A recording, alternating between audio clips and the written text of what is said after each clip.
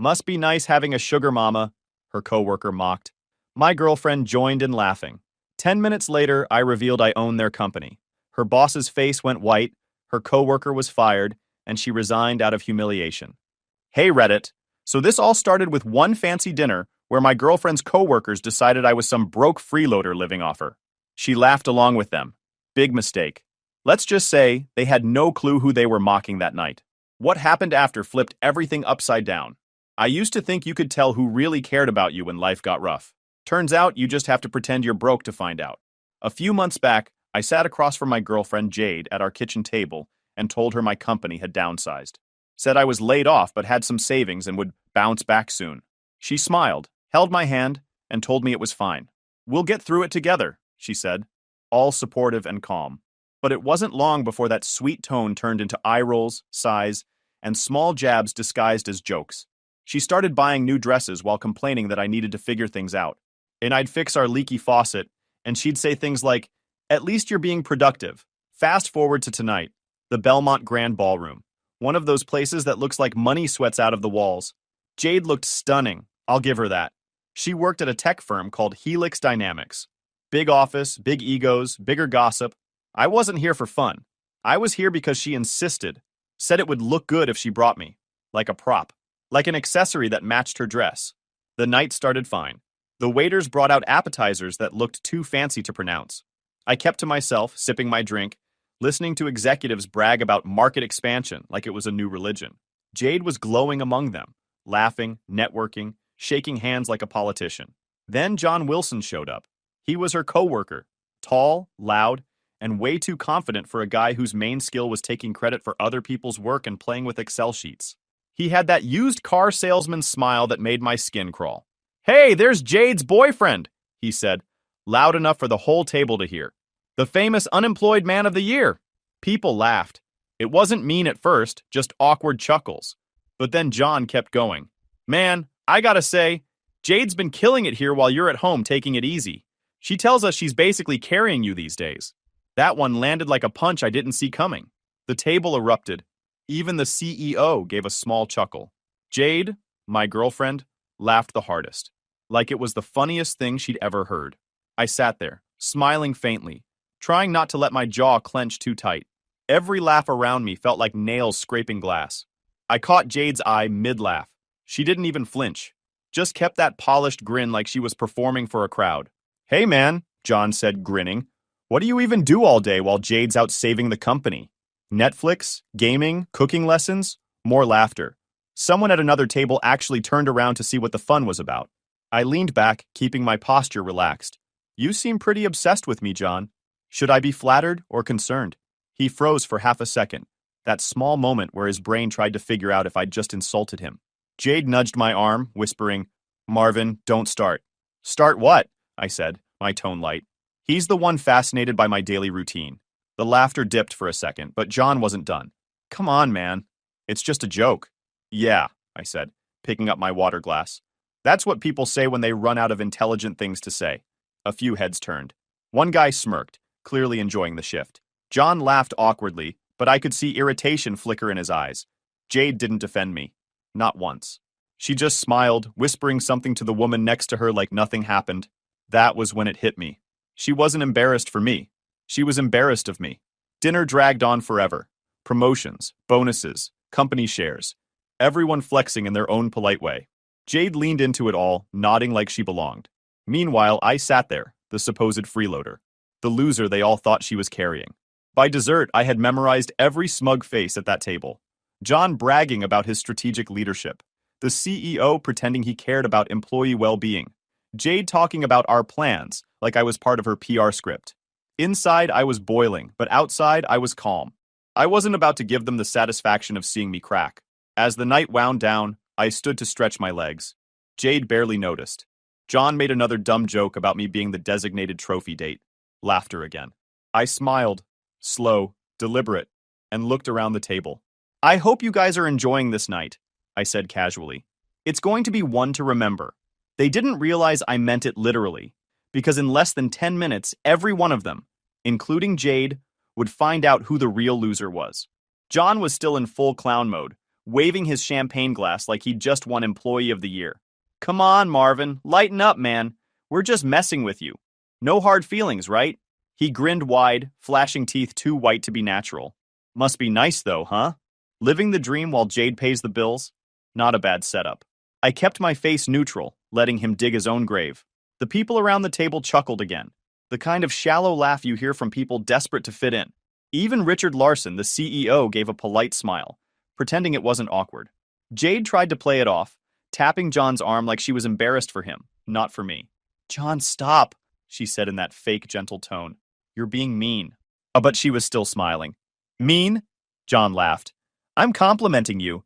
Girl's got drive. Carrying her man in the company at the same time? That's impressive. That did it. I set my glass down carefully, making sure the sound of it hitting the table was loud enough to cut through the laughter. Everyone quieted just a little, just enough. Hey, Richard, I said calmly, looking straight at the CEO. He raised his eyebrows, surprised I was addressing him at all. You're Richard Larson, right? CEO of Helix Dynamics? He nodded, confused. That's right. Good, I said, adjusting my tie slowly. Because you might want to enjoy the rest of your night while you can. A few people exchanged glances. Jade frowned. Marvin, what are you... I didn't let her finish. Enjoy the rest of your week, Richard, I said, keeping my tone casual, almost bored. Because soon, this loser will be signing your termination papers. The words hit like a gunshot. For a second, nobody breathed. Then, silence fell. The kind that squeezes the air out of the room. Forks froze midair. Someone coughed. I could actually hear my own heartbeat under the chandeliers. Richard blinked, his glass still raised halfway to his lips. I'm sorry? What did you just say? I leaned forward, my voice low and even. I said I own 90% of Helix Dynamics, so maybe laugh a little quieter next time. Jade's wine glass slipped out of her hand and shattered against the marble floor. Red wine spread across the tablecloth like blood, creeping toward her plate. The entire table stared at me like I'd just dropped a grenade in the middle of dinner. Marvin, Jade stammered, her face pale. That's not funny. Good thing I wasn't joking, I said, straightening my jacket. The CEO's mouth opened, then closed again. You own... I didn't bother answering. I just smiled and looked around the table at all the people who'd laughed at me minutes ago. You all enjoy your evening, I said quietly. You've had a good run. Then I turned and walked out. No yelling, no drama. Just quiet footsteps and the sound of Jade calling my name behind me. I kept walking toward the exit, my reflection trailing me across the polished marble floor. That's when I tell you the truth. I never got laid off. There was no downsizing. The whole thing was a test. I wanted to see how Jade would treat me when she thought I had nothing. I wanted to know if she actually loved me or just the version of me that looked good on her arm. And she failed spectacularly. Back then, she'd told me she didn't care about money, that we were a team. But the moment she thought the paycheck stopped, I became a charity project. Something to tolerate until something better came along. That fake story told me everything I needed to know. And tonight just confirmed it. Marvin! Jade's voice echoed through the lobby, sharp and desperate. What the hell was that? Are you insane? I kept walking. Not insane, I said without turning. Just tired of pretending. She grabbed my arm, forcing me to face her. You embarrassed me in front of everyone? Do you have any idea what you just did? Yeah, I said, meeting her eyes. I stopped being your accessory. Her mouth opened, but no words came out. The perfect, confident executive mask she wore was cracking right there in the middle of the hotel lobby. You don't own Helix, she said finally, her voice shaking. You can't. That's impossible. Maybe, I said, stepping back, but you'll find out tomorrow if I was bluffing. I turned away again, walking toward the revolving doors. I could feel her eyes burning into the back of my neck, trying to decide whether to chase or stay quiet. Behind me, I heard her mutter something like, "This isn't funny," before her voice faded into the chatter of hotel guests checking in. The valet attendant gave me a polite nod as I handed him my ticket. I stood outside. That's when I saw movement in the corner of my eye. John. He came jogging up, clearly uncomfortable, his hands stuffed in his pockets. Hey, Marvin, he said, suddenly talking softer. Man, I just wanted to say, I didn't agree with what Jade said in there. You know, I've always respected you. I raised an eyebrow. Really? That's funny, considering 5 minutes ago you were auditioning for stand-up comedy at my expense. He laughed nervously. Yeah, that was just office banter. You know how it is. Sure, I said, watching his expression. Word of advice, though. Yeah, he asked quickly. You should start looking for new jobs. He blinked. What? I smirked. You'll see. Then I got into my car and drove off. The city lights blurred in my rearview mirror. Inside that ballroom, people were still trying to process what just happened. But for me, the decision was already made. They thought I was some broke guy living off his girlfriend. Tomorrow, they'd find out I was the man signing their paychecks. The drive home was quiet, just streetlights flickering across the windshield, while my phone buzzed every few minutes, Jade's name lighting up again and again. I didn't answer. I wasn't angry anymore. Not the yelling kind, anyway. It was the calm kind. The kind that feels heavier than rage, like a storm before lightning hits. I'd suspected for a while that Jade was more in love with the lifestyle than me. The handbags, the company dinners, the way she said we when she meant me paying for everything. But I wanted to believe otherwise. I thought maybe, just maybe, she'd stick by me when the money didn't show up for a while. That's why I came up with the layoff story. To see what she'd do when the shine wore off. It took less than a month for the truth to slap me in the face. At first, she was all, "We'll figure it out together." Then she started making comments about carrying the load. Next came the distant tone, the canceled date nights, and the not-so-subtle flirting with her ambitious coworkers. I told myself I was imagining it. I wasn't. Now, after what happened at the dinner, I had proof, not just of her attitude, but of how fake everyone around her was. When I pulled into the driveway, the house looked smaller than I remembered. Inside, the air was still. Jade's heels were by the door. She must have taken a cab, probably pacing around inside somewhere rehearsing excuses. I didn't bother calling out to her. I went straight to my office. My man cave, as she mockingly called it. She thought I spent all day in there wasting time on little tech projects. In reality, it was the only room where I didn't have to pretend.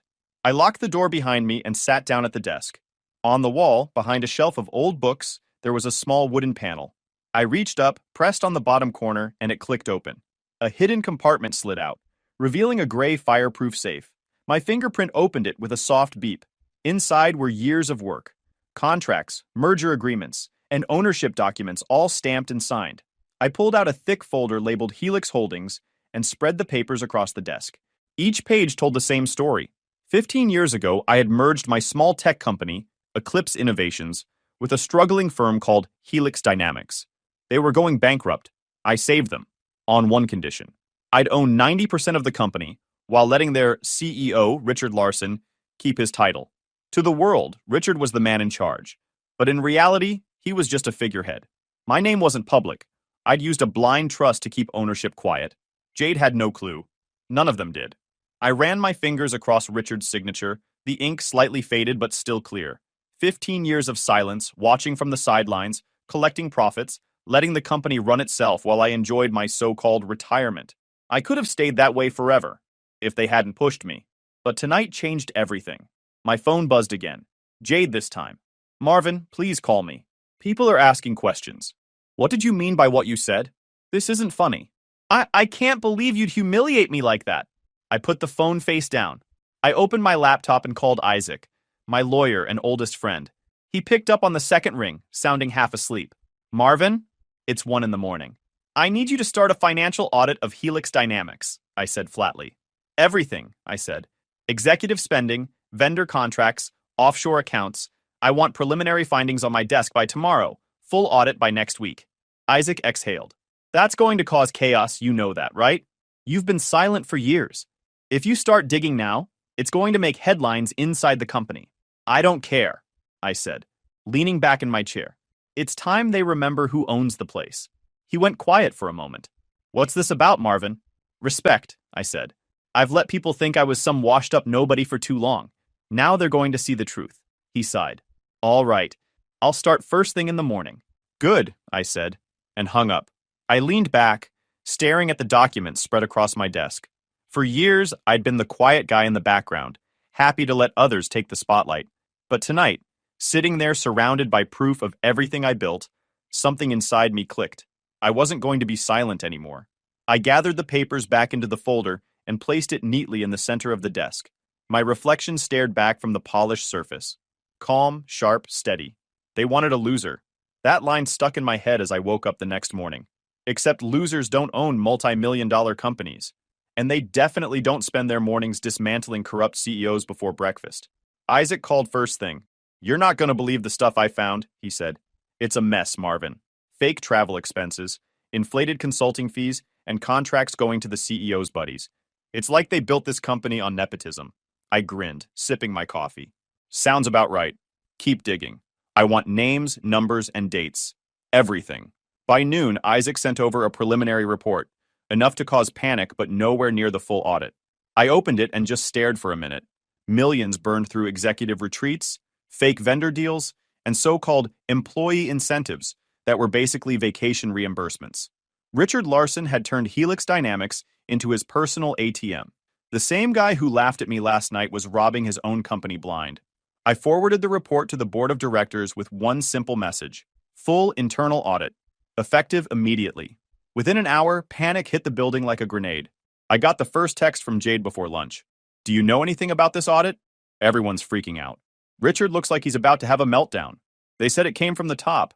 What's going on? I didn't reply. Let her sweat a little. By 2 p.m., Isaac called again. You might want to see this.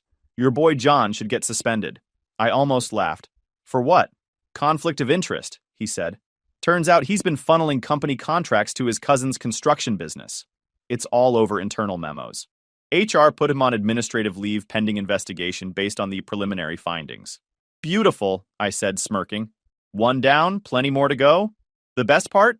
Nobody really knew it was me. Sure, I dropped the bomb at dinner, told Richard to enjoy his last night as CEO, but most of them thought I was bluffing, a dramatic boyfriend trying to save face.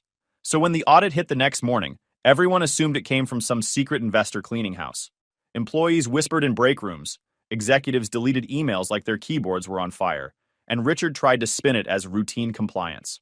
No one bought it. By late afternoon, Jade texted again. Marvin, please tell me you didn't do this. People are saying there's an anonymous shareholder behind all of it. If you had anything to do with this, you need to stop. You're ruining my reputation at work. That one made me laugh out loud. Her reputation. Not the company, not the employees. Just her image. Classic Jade. I typed back one line.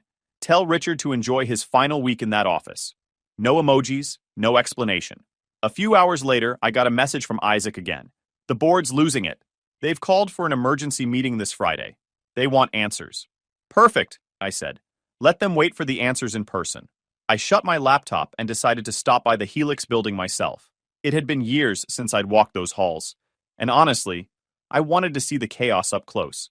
The lobby looked exactly the same. Polished marble floors, glass walls, and people moving fast to look busy. Only this time I noticed the tension. Nobody was smiling. As I waited for the elevator, a familiar voice came from behind. Marvin! I turned. John. He looked rough, tie loosened, hair messy, eyes tired. Hey man, he said, forcing a laugh. Crazy day, huh? You probably heard what's happening. I did, I said. Rough time to be handing out cousin contracts, huh? He winced. Look, man, it's not what it looks like. I didn't mean for any of that to blow up. You know how tight the job market is right now? I can't be losing my job. I have rent, insurance, bills, you know.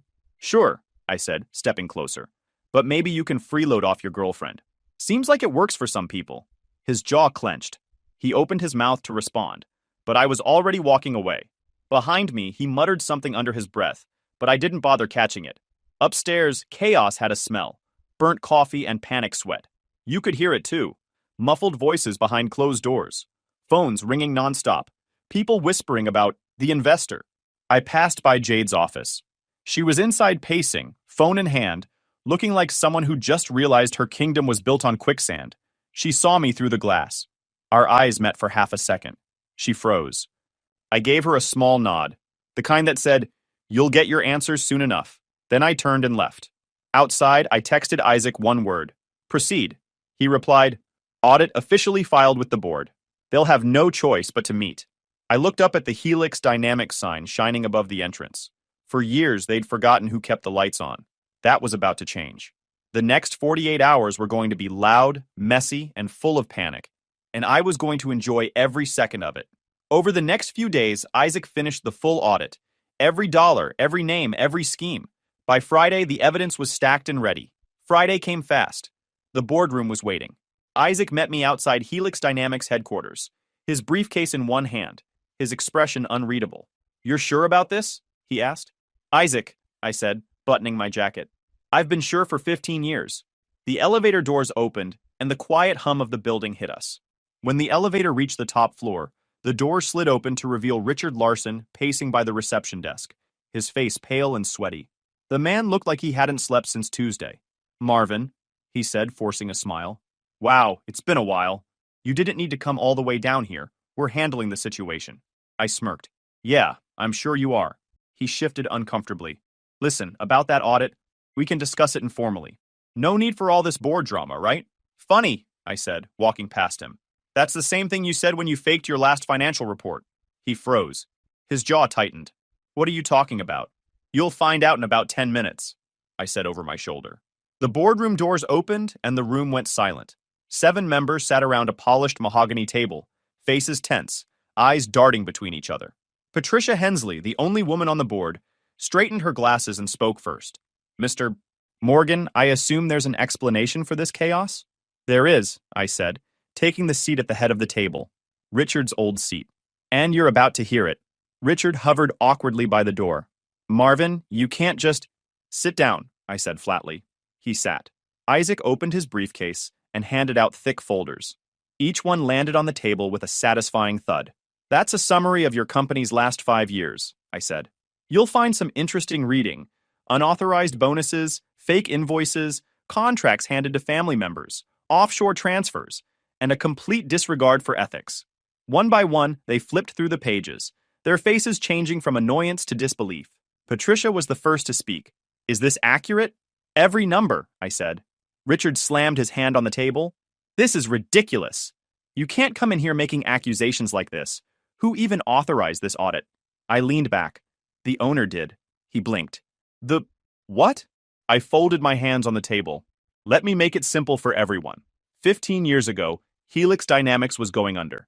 A small company called Eclipse Innovations stepped in and merged, keeping Helix alive. That company was mine. I kept ownership under a blind trust for privacy. The trust has always acted under my direction. It's the same entity that ordered this audit earlier in the week. This morning I transferred the shares from the trust into my own name and executed a shareholder written consent reconstituting the board. It's already filed. That means every seat here answers to me now. You could have heard a pin drop." Patricia slowly lowered her folder. "You're saying you're the majority shareholder?" 90%, I said. "Give or take a few decimals." Richard's face went white. "That's impossible. You can't just—" "Actually," I interrupted, sliding a document across the table toward him. "I can." He picked it up with trembling hands. His signature was right there on the bottom line, proof of the merger agreement he'd signed all those years ago. The room stayed silent. "Effective immediately," I said. "The reconstituted board, under my written consent, votes to remove Richard Larson as CEO. Security will escort him out once this meeting concludes." A low murmur rippled across the table. Richard jumped to his feet. "You can't fire me from my own company." I looked up at him, calm as ever. "Richard, you can't be fired from your own company. But this isn't yours." He stared at me, his jaw twitching, then turned to the board. "You're really going to let him do this?" Patricia folded her arms. "Mr. Morgan owns 90%. Legally, we can't stop him." Richard stood frozen for a long second, then grabbed his folder and stormed out. The door slammed behind him. I let the silence hang for a moment before speaking. "Now that we've handled that, we're making more changes. John Wilson's termination stands. His little side hustle with family contracts ends today." A few board members exchanged uneasy looks. I could tell half of them had their own skeletons buried somewhere. "Going forward," I continued, "we'll be promoting people based on performance, not connections. That starts with a new CEO." Patricia leaned forward. "Do you have someone in mind?" I smiled. "Yeah, Samantha Brooks, VP of Engineering." Patricia studied me for a moment, then nodded. "You have my vote." One by one, hands went up. The vote passed unanimously. Isaac closed his briefcase with a quiet snap. "Anything else?" he asked. "Yeah," I said, standing. "I asked Samantha to have HR start cleaning up. We're building something worth respecting again." As I walked toward the door, the board members whispered to each other, their voices low, uncertain, afraid. It was the same kind of fear that comes when you realize the quiet guy you ignored for years is now the one running the show. Either way, I didn't stop, because the man she once called a loser just took back his throne. By the time I got home, the lights were already on. Jade was pacing in the living room like a storm trapped in a cage, heels still on, hair messy, eyes red. The moment the door clicked shut behind me, she spun around like she'd been waiting to attack. "You humiliated me," she yelled. "Do you even understand what you did to me today?" I dropped my keys on the counter, calm as ever. "Hi to you too. Don't start with that smug attitude," she snapped. "Everyone at work is talking about me. They're saying I didn't even know who my own boyfriend was." "Well," I said, loosening my tie, "that's not far from the truth, is it?" She froze, eyes narrowing. "Don't twist this around. You lied to me, Marvin. You let me believe you were broke. You made me look like a fool in front of everyone I work with." I leaned against the kitchen counter, arms crossed. "You looked like a fool because you acted like one. I just gave you the stage." Her voice cracked. "You planned this?" "I planned to see who you really were," I said. "The rest? That was just you being yourself." She blinked, shaking her head like she couldn't process it. "This is insane. You think humiliating me in front of my colleagues proves something?" "It proves everything," I said flatly. "Because when they mocked me, you laughed. Not out of shock or nerves. You genuinely laughed. It was harmless office humor," she fired back, her voice rising again. "You don't understand how things work at events like that." I couldn't make a scene. "Oh, right," I said, smirking. "Wouldn't want to ruin the image. Better to let them call your boyfriend a loser while you giggle next to them." She stared at me, breathing hard, her hands clenched at her sides. "You blindsided me, Marvin. You could have told me the truth." "I could have," I said, stepping closer. "But then you wouldn't have shown me how little respect you had left." Her voice softened, desperate. "I didn't mean it like that. I thought you were going through something and trying to cope with humor. I didn't know—" "Stop." My tone dropped, firm and cold. "You knew exactly what you were doing. You liked being the successful one for once. You liked telling people you were carrying me. John didn't make that up. That came from you." She looked away, guilt flickering in her eyes. "That was a joke taken out of context." "Context," I repeated, laughing under my breath. "You mean you talked trash about me behind my back, and now you're embarrassed it blew up in your face?" Her voice cracked again. "You don't get it. You made me the office joke. They're calling me the girlfriend who didn't know she was dating the boss." I shrugged. "Well, now you know how it feels to be the punchline." That hit her. She went quiet, tears starting to form. For a moment, I almost felt bad. Almost. But then I remembered every fake smile she'd given me, every sigh when I mentioned looking for new work, every time she treated me like a burden instead of a partner. "You remember when I told you my company downsized?" I said. "How I said I got laid off?" She nodded slowly, eyes wet. "I lied," I said simply. Her eyes widened. "What?" "I never lost my job," I continued. "I wanted to see if you'd still respect me if you thought I had nothing.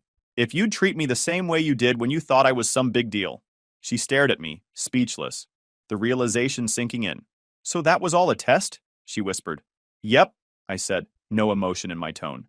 "And you failed it spectacularly." Her lip trembled. "Marvin, I didn't—" "You did," I interrupted. "You treated me like I was less than you. You mocked me to your coworkers, stood by while they laughed, and acted like I should be grateful for your company. That's not love, Jade. That's ego." She stepped closer, crying now. "I was scared, okay? I thought maybe you'd lost your drive, that you were just giving up. I didn't mean to hurt you." "Funny," I said quietly, "because you didn't hesitate when you had the chance." Her tears spilled over. "Please, Marvin. I can fix this. I'll talk to everyone. I'll explain—" "Explain what?" I asked. "That you laughed at your own boyfriend for being broke, but now you want him back because he's rich?" Her face broke completely then. The kind of breakdown that comes when reality finally catches up. I stepped past her, walking toward the stairs. She reached for my arm, but I pulled away. "Marvin, please," she begged. "Don't do this." I turned halfway, looking at her one last time. "Jade, I've spent years letting you see what you wanted to see. The quiet guy, the pushover, the one who never argued back. That guy doesn't exist anymore." Her voice dropped to a whisper. "What are you saying?" "I'm saying pack your things," I said. "You're done here." She blinked, stunned. "You're kicking me out?" "You wanted independence," I said, coldly calm. "Now you've got it." Her voice broke into a sob. "Marvin, please, I love you." "No," I cut in. "You loved the story you built about me. The real thing was too much work." She sank to her knees crying, but I didn't stop. I walked upstairs, the sound of her sobs echoing faintly behind me. In the hallway, I looked back once. The woman who thought she owned the world now crumbling in the ruins of her own pride. I shut the bedroom door, sat down on the edge of the bed, and exhaled. For the first time in years, the house felt quiet. Not empty, but peaceful. I'd spent long enough being invisible. Now she could fade instead. 3 months later, Helix Dynamics didn't look anything like the place it used to be. The office that once ran on fake smiles and corporate gossip was now alive with energy. People actually looked proud to be there. Samantha Brooks had officially stepped in as CEO, the same Samantha who used to get talked over in meetings by guys like John and ignored by Jade at every company party. She'd been the only one who ever did the work without bragging about it, and now she finally had the title to match. Back then, Jade imploded. Word spread fast the day Samantha was announced, and by noon that day she'd turned in her resignation. Word spread fast through the company that her old rival, the same woman she once mocked for not dressing the part, was now her boss. I didn't see it firsthand, but Isaac told me Jade lost it when she found out. Threw a full meltdown in the hallway, saying things like, "She's not even qualified, and this is a joke." By noon, she'd turned in her resignation letter. No one begged her to stay. When Isaac called to tell me, I didn't react. I just said, "Not surprised," and went back to my work. I didn't need to gloat. Her downfall spoke for itself. Instead, I focused on fixing what was broken. Under Samantha's direction, Helix went through a complete transformation. The company started holding open meetings, giving employees a voice. Promotions were based on performance, not who you knew. The bloated executive perks were gone, replaced by real investment in the people who actually did the work. Contracts that used to be hidden under shady consulting fees were opened for review. Richard Larson's personal expense accounts were shut down. The board was cleaned out. 3 members quietly retired after realizing the audit trail pointed straight to them. Samantha earned respect fast. She ran things the way I always hoped someone would. The company numbers reflected it too. Within 2 months, the trend had turned positive. Bookings were climbing, and client trust had doubled. The media caught wind of the mysterious restructuring that turned Helix Dynamics around, but I kept my name out of the spotlight. I didn't need interviews or applause. I already had what I wanted: respect. One afternoon, Samantha stopped by my office. "You know," she said, leaning on the doorframe, "you could have taken the CEO spot yourself." I smiled. I already had my time in the spotlight. Besides, I'd rather build something worth leaving behind. She grinned. "Well, consider it built." When she left, I sat there for a while, thinking about how far things had come. The same people who once whispered about the unemployed boyfriend now worked for me, directly or indirectly. Life had a funny way of correcting things when you stopped playing small. A few months later, Helix hosted its annual corporate gala. Same place, the Belmont Grand Ballroom. The last time I'd stood under those chandeliers, they'd been laughing at me. Tonight, they were clapping for me. The room looked different now. Or maybe I did. The laughter wasn't cruel anymore. It was genuine. The applause wasn't forced. It carried weight. People I'd never met came up to shake my hand, thanking me for saving the company, for bringing integrity back. Samantha took the stage in a simple black suit, confident, steady, no nonsense. "Tonight," she said into the mic, "we celebrate not just success, but second chances. And there's one person we owe that to." She turned toward me. "Please welcome Marvin Morgan." For a second, the sound of applause filled the room. Loud, sincere, almost deafening. I stood, adjusting my jacket, and walked to the stage. Samantha stepped aside, smiling. I looked out over the crowd, recognizing faces that used to snicker at me. None of them dared now. And then I saw her, Jade. She was sitting in the back row with a small group from her new company, which had been invited as a partner firm this year. The only reason she was even in the room. She wasn't dressed like she used to be. Her eyes met mine for a second, and for the first time, she didn't look angry or defensive. She just looked regretful. I didn't stare long. I turned back to the mic. Somewhere in the back of the room, Jade quietly looked down at her hands. And for the first time since all of this began, I didn't feel anger. I just felt done. I'd risen. And that was enough. YouTube just dropped this new hype feature. If you're hooked on this story, smash that hype button. It tells YouTube this video deserves to blow up, and it keeps even crazier stories coming your way.